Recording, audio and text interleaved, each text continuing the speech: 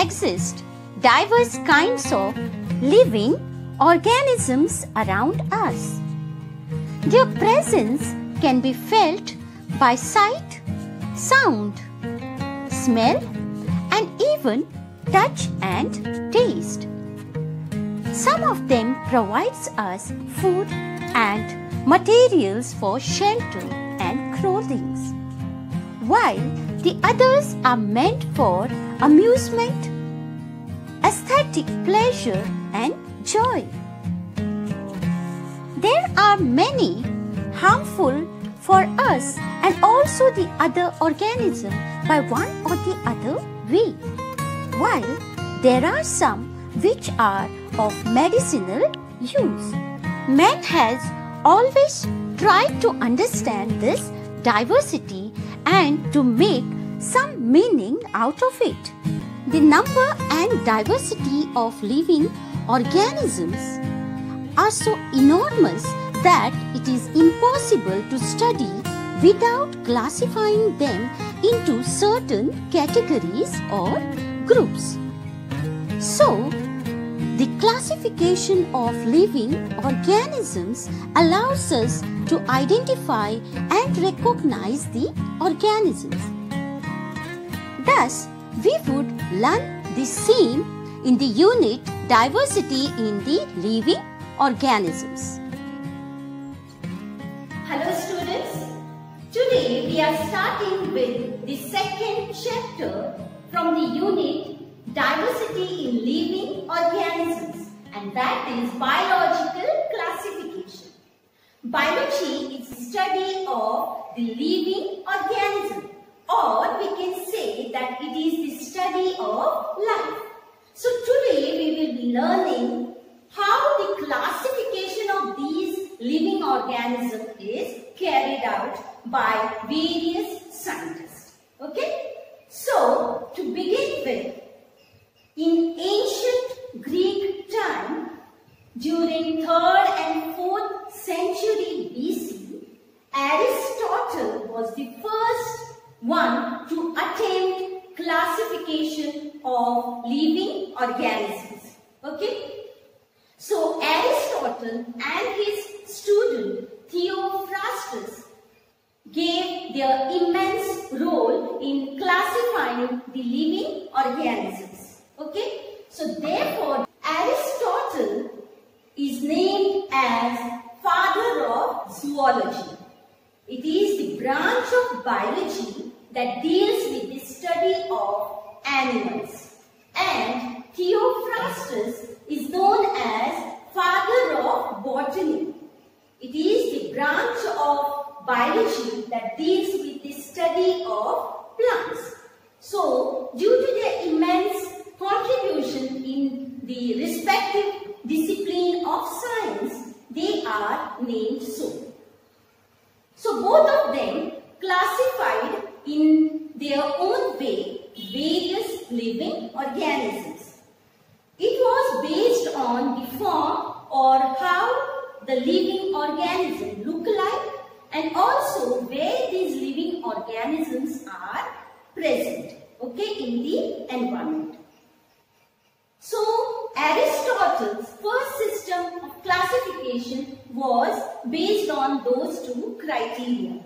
So, he classified the living organism into plants and animals. In plants, he categorized these species based on the form of the stem. So, soft stem plants, he named it as herbs. Several woody stem plants, he named as shrubs. And the plants having one woody stem, he named them as trees. Okay? Animals were categorized based on the habitat. That is where these species are living. Land dwellers, air dwellers and water dwellers. Also, he categorized animals based on the presence of RBCs or absence of RBCs. So, this was Aristotle's system of classification.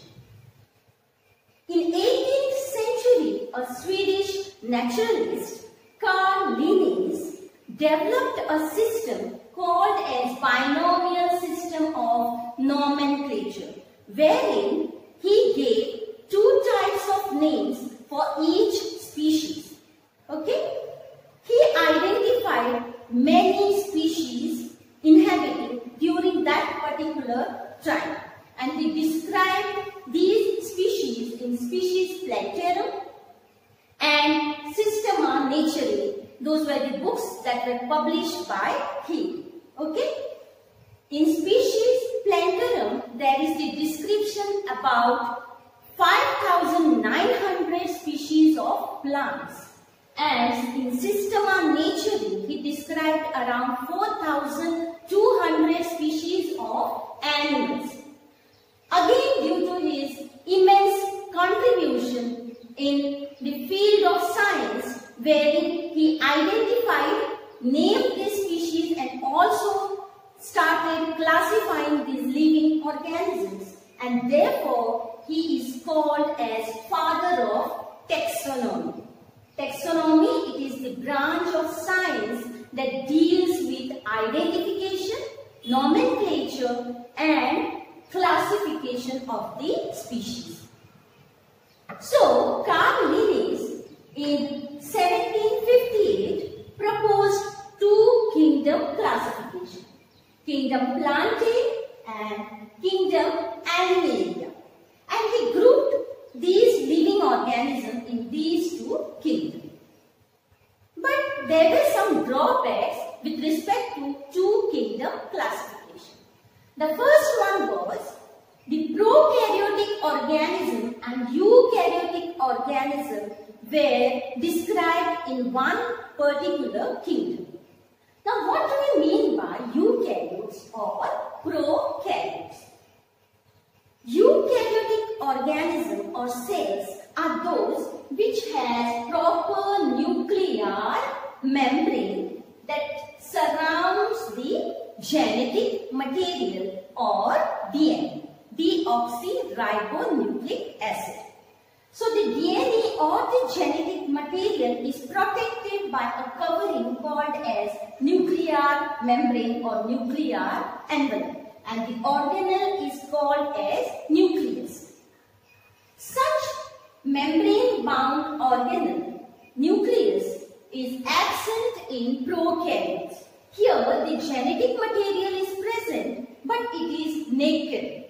That is, it is not surrounded by any nuclear membrane.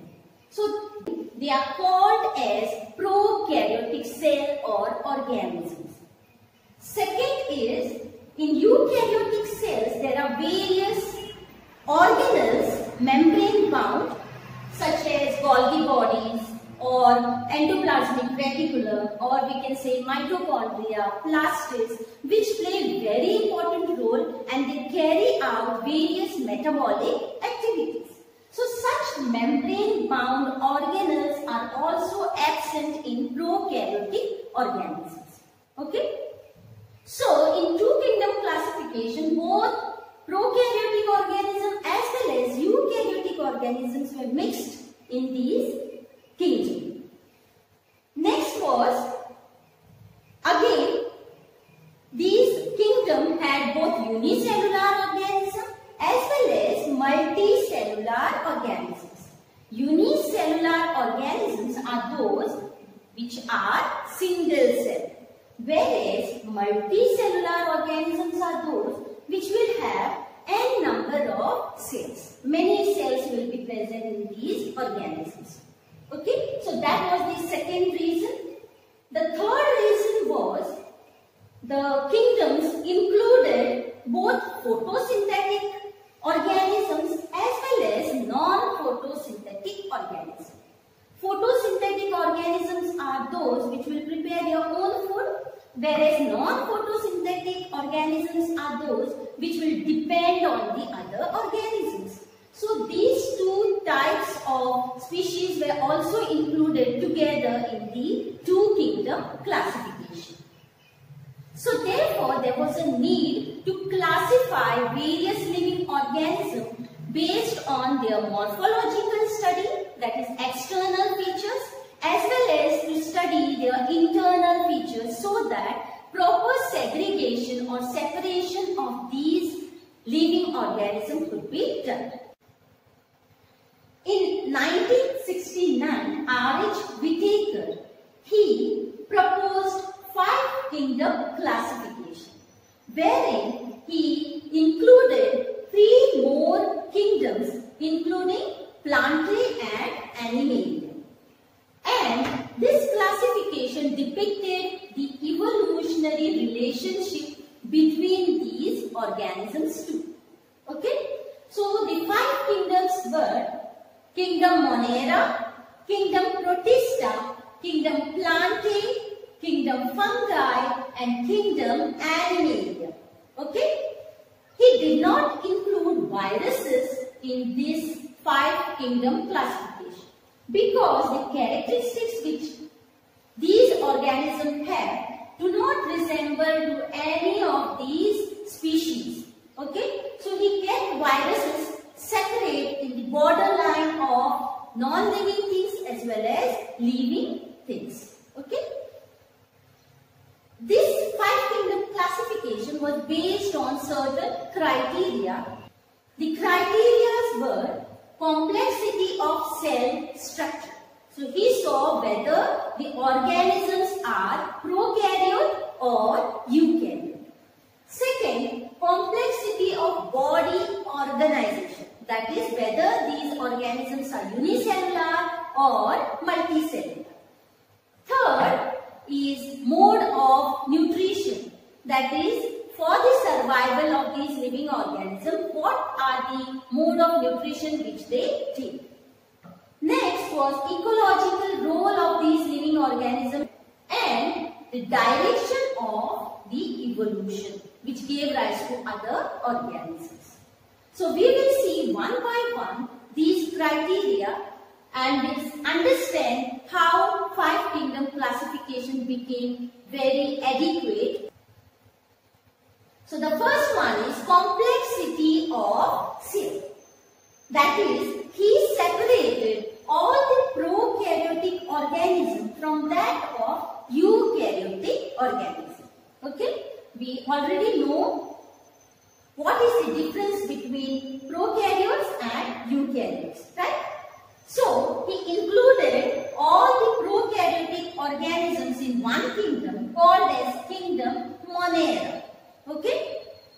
And all the eukaryotes were present in Protista, Plantae, Fungi and Animalium. Okay? So, this is the pink line, dotted line which indicates that below this dotted line are all prokaryotes and above all are eukaryotes. Okay? The second one is complexity of organism. That is, whether the organism is unicellular or multicellular. Kingdom Monera are all unicellular organisms. Kingdom Protista are also all unicellular organisms. Kingdom Monera are unicellular prokaryotes.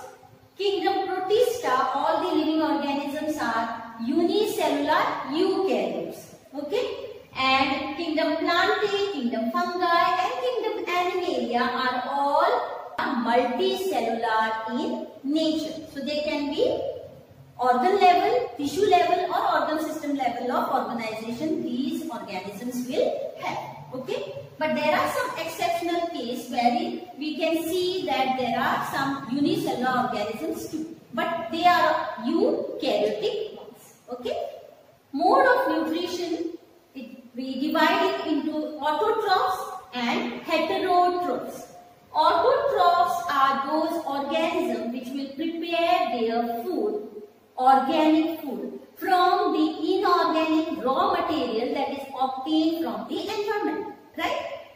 So those are called as autotrophs and the organisms will have autotrophic nutrition. Okay? Heterotrophs are those which cannot prepare their own food or organic food, from any inorganic substrates that are present in the environment. they will be depending on the food that is prepared by other organisms. Okay. So autotrophic nutrition is again divided into two: photosynthetic and chemosynthetic. Photosynthetic, that means it will capture the solar energy in order to prepare their food. Whereas chemosynthetic organisms are those which will take the energy by certain chemical reaction that will take place, and from that reaction whatever energy which they will get, by that energy they will prepare their own food. So therefore these organisms are called as chemosynthetic ones. Okay. Heterotrophic mode of nutrition is again divided into two: holozoic and holophytic. What do we mean by holozoic? It is also said to be ingestive. Ingestive, wherein the engulfing of the solid food material will be taken place. Including amoeba, various animals, and human beings too have holozoic mode of nutrition. Holophytic are the ones which will take the food in the liquid form. Okay. So this mode is also said to be absorptive type of mode of nutrition. Okay. So wherein they will absorb the nutrition in the liquid form from the other organism. So they are divided into again two types: saprophytic and parasitic. Saprophytic, which will live on dead organic matter. They also play very important role in decomposition of these organic matter into simpler form. Okay.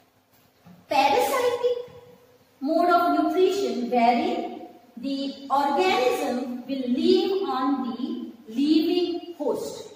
That means the organism on which they live or draw the nutrition are alive. It will cause harm to the host. Okay. So these parasitic organisms will survive, but the host won't. So that was about the mode of nutrition. We can see here the arrows, okay, drawn in pink color. So kingdom Monera, we can see there is one pink line, second and third pink line. Three pink lines we can see. Indicates that kingdom Monera are autotrophic. Okay, and they chemosynthesis mode of nutrition they will have. They will also have autotrophic photosynthetic mode of nutrition, and they will have heterotrophic mode of nutrition, but it is absorption or holophytic nature of nutrition. Okay, so that is about kingdom Monera. Kingdom Protista, again there are three lines which we can see here, pink lines. So indicates that they can photosynthesize.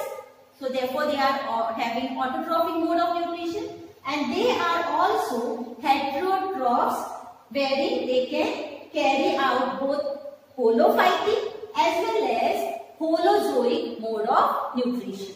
That means they can absorb the material in the liquid form, and also they can engulf the material in the solid form. Okay. Kingdom Plantae, only one pink line which we can see here, indicate that they can photosynthesize and they are having autotrophic mode of nutrition. Kingdom Fungi are having heterotrophic holophytic mode of nutrition, absorption. Kingdom Animalia is also heterotrophic in nature, and it is holozoic mode of nutrition. Right? Since only one pink line is being shown here. So this way he categorized various organisms. Okay. If we speak about ecological role, then some organisms are producers, some are decomposers, and also some are consumers. Okay, according to their mode of nutrition. When we speak about the evolutionary relationship or phylogenetic relationship, it is thought to be kingdom Monerans, or the organisms which are placed in kingdom Monera, prokaryotes were the first species or primitive species to evolve on the earth. And kingdom Monera, the species gave rise to protistans. Okay? And these protistans are at little higher level than that of kingdom Monera. As we can see, they are eukaryotes. Okay? Kingdom Protista, the organisms, some of the organisms gave rise to fungi first. Okay? Then some other protistan gave rise to kingdom Animalia, animals. And kingdom Plantae were also formed from the protistan which were able to photosynthesize. So that was all about these 5 kingdoms. In this chapter we will learn 3 major kingdoms, that is kingdom Monera, kingdom Protista and kingdom Fungi. Kingdom Plantae and kingdom Animalia is explained in the other 2 chapters. So we will see the detailed study of these 3 kingdoms. So we came to know what are the few salient features by which these 5 kingdom classification was proposed by R.H. Vicarian. Also we have seen that Protista are the link between Plantae, fungi and Animalia. Okay? So in the next video we will learn these separate kingdoms one by one. Okay? Thank you.